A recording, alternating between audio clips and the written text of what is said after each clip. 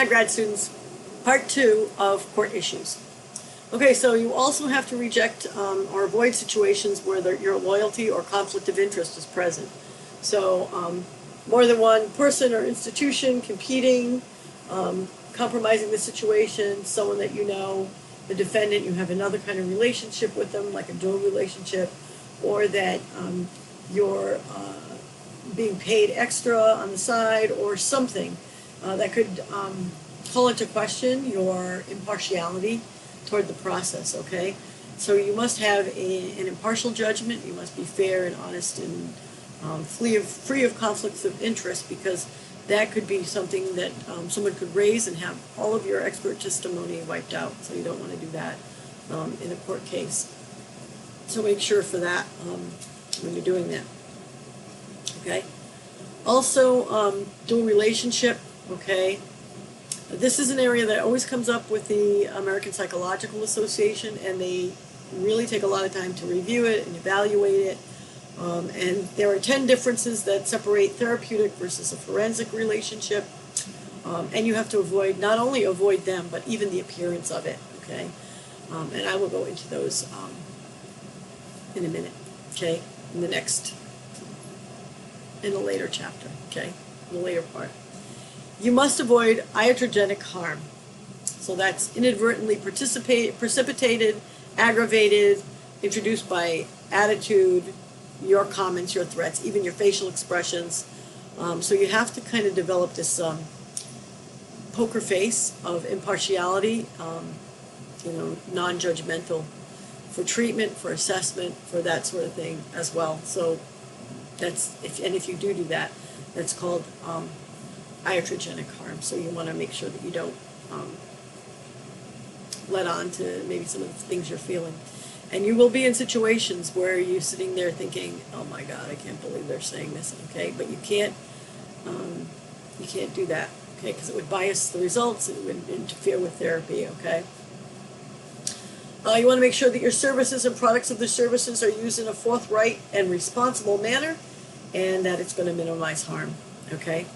There's a book that you can get for free online, and it's a famous book that talks about some of the things that a common person, when I say common person, I mean someone who is not forensic psychology, they're just a psychologist, they're just out there, maybe somebody who likes crime shows or something like that, someone who has no training, okay? And it's for free, and you can download it, and it's very, it goes over what we call the battle of the experts in a courtroom. So you have psychologists testifying one way for plaintiffs, and psychologists testifying the other team for defense, and they're oftentimes conflicting. And the book is called Whores of the Court, W-H-O-R-E-S, Whores of the Court, and they discuss how psychologists are guns for hire and can interfere with the delivery of justice. So if you ever wanted to read that, it's free for you to download, okay? And it's a very interesting look at the two sides of an issue in a courtroom. So you have to be neutral. Remember that you work for the field. You're working for the scientific advancement of the field.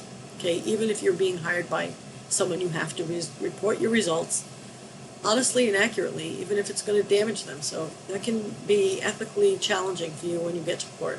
And I'm not trying to scare you or anything, but going to court and testifying as an expert witness or as a forensic psychologist is a very daunting experience, and some people really like it. I particularly hate it. You make very good money, but it's very stressful. I'll just leave it at that. We'll talk more about that later on. Okay, so collecting and analyzing data. The data that we're talking about here is assessment data, and to get a conclusion about what's best for your client or the client, okay?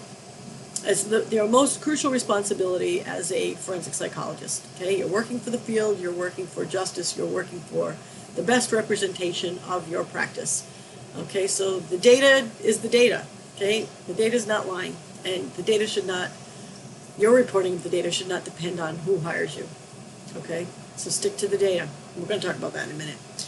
Use the best methods that's available. That's the thing that really sticks in my craw. Remember I was telling you about how A lot of agencies, they have limited budgets and limited funds, so they'll say, oh, we'll just buy the MMPI and we'll just go with that. Or we'll buy this cheaper assessment tool and we'll just go with that. We'll use it on all our clients. There's a lot of really good tests out there, and you have to know them. So you have to keep up to date with that if you're going to go into any kind of clinical or forensic practice, because there's always new ones, better ones, and they always come out, and you have a duty to do the best possible work that you have. That's my dog throwing up on the rug that I just watched. Anyway, so you have a duty to use the best possible assessment tools that are out there. So it's your responsibility to make sure that you stay on top of that.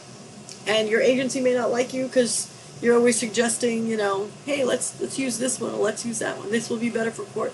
It's going to cost them thousands of dollars, and they don't want to hear that. So, yeah, sometimes you're on the horns of an ethical dilemma, but you have to do what's best for your client, okay, and the field. Keep that in your mind at the forefront. Do what's best for the field and your client.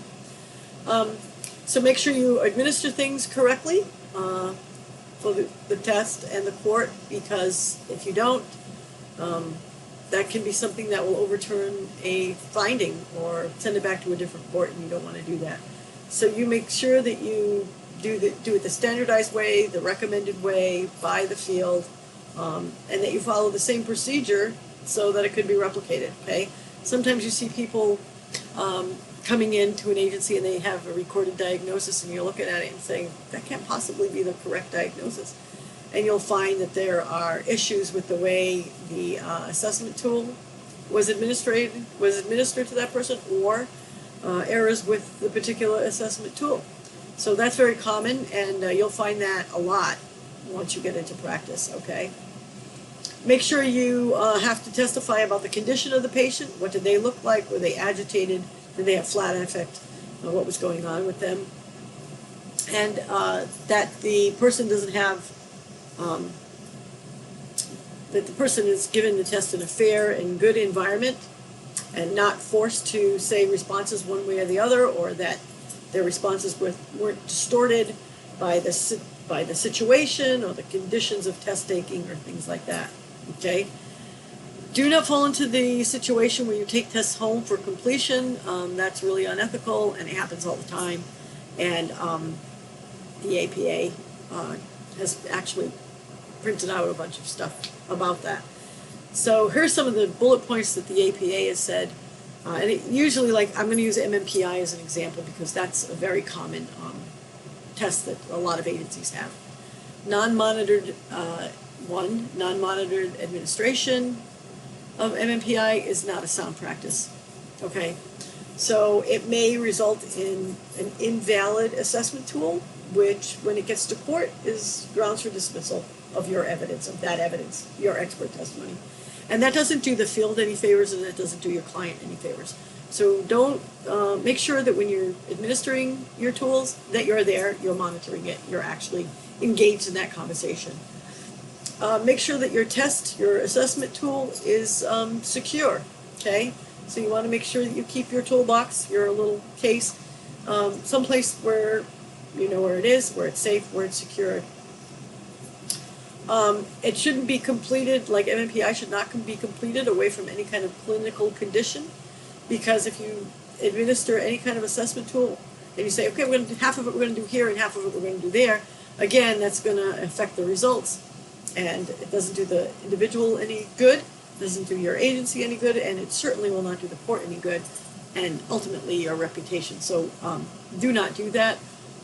Make sure that you consider the nature and purpose of whatever test you're using. What is that test designed to show, and what is that test designed to do? Make sure that you know the validity, reliability, and the standardization procedures of that test. And so that's very important too. You have the final responsibility to make sure that what you're doing is on the up and up, that you are adhering to the highest ethical and clinical practice standards that's in there. So the final arbiter of honesty, justice, and accuracy relies with you. So it's a heavy burden. It's a new thing that you're into now. I mean, you've done amicus briefs, you've done research, and this is paramount to what you're going to do if you go into clinical practice. You have to be very careful with the individuals. Some attorneys might request that they're present during the evaluation, and they may get a court order to do it. If they get a court order to be present, then you have to let them in. But you generally can sway the court that would be a distraction. And I have had attorneys say, oh, I need to be there because I need to do this, that, and the other thing. And they really are a distraction. And that's when you have demand characteristics coming in to the assessment tool, or clients then trying to fake good, fake bad, or attorneys who will subtly try to shape the responses on the assessment tool, which is really not good. So, you know, it goes right to the validity of the test if the attorney is there, and the reliability, okay? So in the court case, Estelle versus Smith, the court said that the psychic and physical presence of an attorney during a psych eval could disrupt the examination. So there is precedent for that as well, which is good. Other responsibilities for you. You must report all the data, all of it, okay? Not just the part of the assessment tool that is favorable to your side, whoever hired you, okay? You have to discuss the limitations of the data in the court. You have to tell them all the good, all the bad, everything that you found out, all of the data. So that's part of the quote, whole truth, and nothing but the truth, the whole truth, good and bad. And so you also have to bring up alternative conclusions, hypotheses, things that you found. Otherwise, not doing so is a miscarriage of justice. It doesn't help you, doesn't help the client, doesn't help the court, okay? And as we saw in one of our biggest cases with the insanity defense, we had that case overturned of the mother who drowned her kids because of something that was done incorrectly and admitted to court incorrectly. So there you go. Don't go beyond the data. Stick to the data, okay? There is a tendency for people to want to just extrapolate and generalize and go way beyond the data and speculate. Ethically, you must stick to the data. Going beyond the data is a disservice, and it sets unreal expectations with the court and the jury and the individual in question. Your notes and the results of your tests are all subpoenable. So you have to be very above board, honest, professional in your note-taking, okay? All of your transcripts and conversations with the individual is subpoenable. Everything is subpoenable. So it's very important that you understand this and remember this when you are doing an assessment. Even at the university, if, God forbid, something terrible happened and you had a volunteer, even though that volunteer is just a student, everything you say and do is subpoenable. So you must keep that at the forefront of your mind when you're doing these assessments. Even if it's just part of a learning experience, you have to be really careful and professional in what you're doing, okay? So yes, you have to have an informed consent. That's your contract with the person. In Jaffe versus Redmond, you have to have this recognized therapist-patient privilege or none at all. So you can't just release the report to some people and not to others. You can't say, okay, I only want the prosecution to see this and not the defense. No, the whole court is going to see it. It's all subpoenable, and it's all part of discovery, okay? So, yeah, you can't do that. And keep in mind the Tarasoff decision that we talked about before. You must tell your people that you're doing the assessments with that you have a duty to warn if you suspect harm to themselves or harm to others. You have to be upfront with that. You also have to tell them that if there is evidence of illegal activity, you must report that as well. So keep all those things in mind, and that is the end of in court. Okay? So I'll continue this next time, and we'll start getting into actually some of your assessments in the next video. It's a great day to be a dragon.